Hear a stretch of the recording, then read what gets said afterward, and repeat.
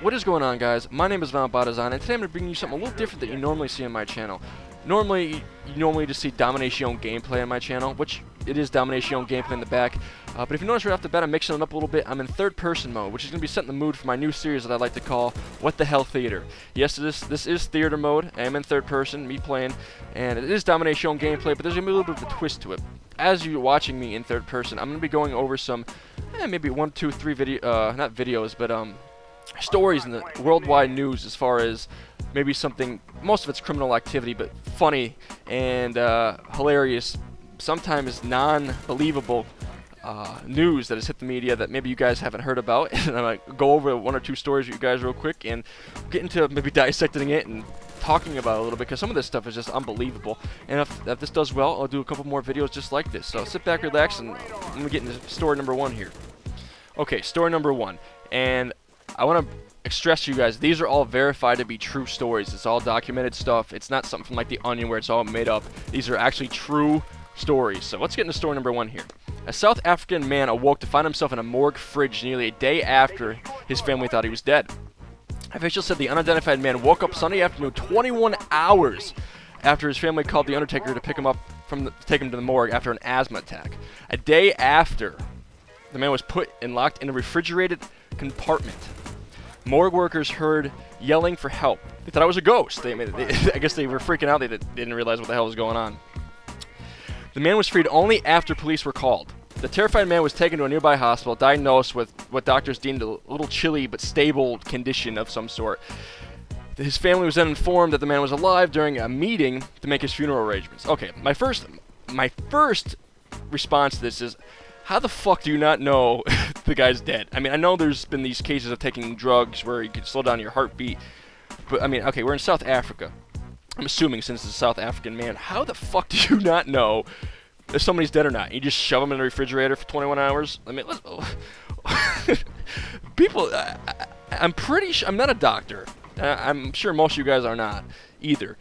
But I'm pretty sure I can identify if a person's dead or not. Especially after an asthma attack. I mean, yeah, obviously that has a lot to do with breathing, but I mean, you can check his heartbeat, you can check his pulse.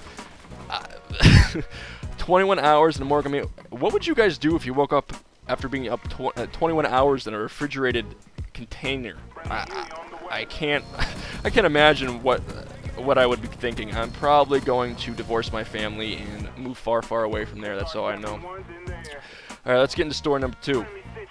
Okay, story number 2. Georgia residents called 911 for help Tuesday morning and landed up in jail. Deputies responded to a call on home invasion and were greeted by 2 men who said that they could hear people talking in the back bedroom. A quick check of the residence found no intruders. The men then pointed outside and told deputies that the suspects were climbing into a boat and getting away. That's when the officers realized that the 2 men were hallucinating. They were so high they called 911 on themselves, a police spokesman said. Investigators who later arrived discovered a meth lab at the residence. The 2 men were arrested, charged with manufacturing methamphetamine. Okay, sorry, I haven't seen methamphetamine listed for me to read in a long time. All right, you mean to tell me? I mean, I've never been, you know, in a meth lab. I've never done drugs, other than the occasional. I'm not even gonna get into that. Never did drugs, okay? But these guys got so high that they ended up calling 911 on themselves, saying that there was intruders in their own house. Like, I need some of this shit, man. Like, how the fuck? This must be some good freaking shit that they're hallucinating, that they're breaking into their own fucking house and then called 911 on themselves. I mean, I don't even know what to say. I mean, I don't know if you guys have ever been on meth or been on some certain drugs where you were hallucinating to the point that you thought you were robbing yourself. But if you have, please leave a comment in the section below with the video, because that is fucking funny shit right there. I can't imagine ever, yeah. Anyway, let's get on to story number 3. Okay, story number 3. A man in Jackson, Tennessee told police an exploding Hot Pocket caused a motel room fire. But investigators say Christopher Stanley Frodden was cooking meth in his room, not microwaving a snack. No, not a snack.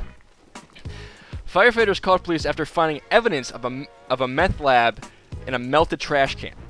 Police locked down several rooms to make sure that there was no toxic chemicals left over from making the illegal drug. Officers arrested Frodden and are looking for a second suspect. Okay, this goes back, I guess, with the not hallucinating, but being on drugs that are obviously awesome. Okay, if I was, I mean, I have never done meth once again, but if I was on a drug and I got caught and I, you know, burnt down a motel, I do not think the very first thing that popped in my head would be I was making a Hot Pocket and it exploded and it made the hotel room catch on fire. I honestly didn't even know that hot pockets were that flammable, but I guess, you know, if you cook in the microwave for long enough and it blows up, I guess that's I mean an explanational, you know, an understandable fucking. How, of all things, was he eating a Hot Pocket while he was cooking his meth? Like, is that why he thought of the Hot Pocket? I don't know, man, but I guess I gotta get my hands on this fucking meth shit, because this stuff sounds like some good times, I'll tell you what. Oh boy, this is not good. Yeah, not good. Okay. Okay, story number 4. Yeah, I think we're actually gonna get it off the whole meth subject, which I do not condone in any way, shape, or form. Do not do it. It's stupid. Just don't do it. Okay, story number 4. A probation officer didn't have to look far to find a Kentucky man in violation of his probation. Kentucky, oh boy, let's see where this is going. Prosecutors say Scott W. Warby posted pictures of himself drinking on his Facebook page after he had invited his probation officer to be his friend on Facebook. Holy shit. Roby's probation had been revoked. He's being sentenced to 2 years in prison, in part of violating conditions that required him to stay alcohol-free. He had been convicted on drug charges as well. Okay. There's just a couple, when you have a Facebook page, there's a couple things, there's a couple rules of thumb when having a Facebook page. Number 1, you don't become friends with like ex-girlfriends, ex-wives. You just don't. If you were friends with them, you get rid of them. You just don't. You just don't do that. 2, certain family members are not like usually being friends with your mother or father on Facebook if you're gonna post bad things is not ever a good idea.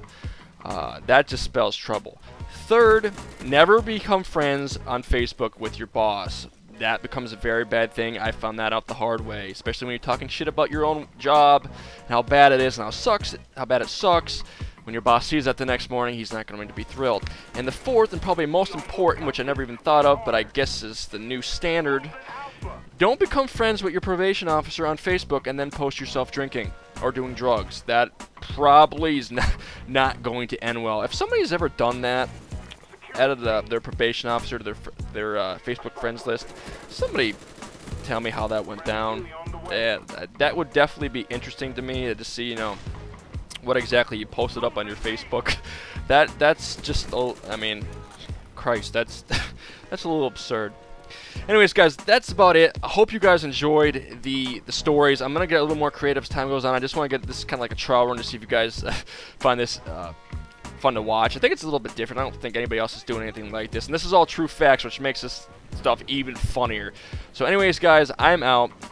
The gameplay is on Hanoi. I think I got 40 kills, 4 or 5 deaths. I don't know. I played this the other night. There's something to post up there. But anyways, guys, I'm going to leave my Twitter and my Facebook in the description of the video. If you can follow me, that'd be great. I'm out. Peace. Oh, and by the way, guys, watch this shit. Watch this double kill I get off this fucking sentry gun. The sentry gun shoots his car and it fucking blows up and kills him. Watch this shit. Later.